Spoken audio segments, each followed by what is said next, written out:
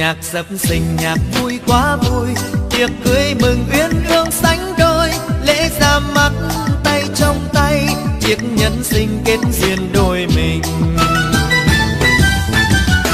Cả hai họ đều tươi như hoa, thật rộn ràng là bao câu ca, lời ca chúc cho hai người phúc trăm năm thắm duyên nồng, mãi bên nhau cháu con đầy đà.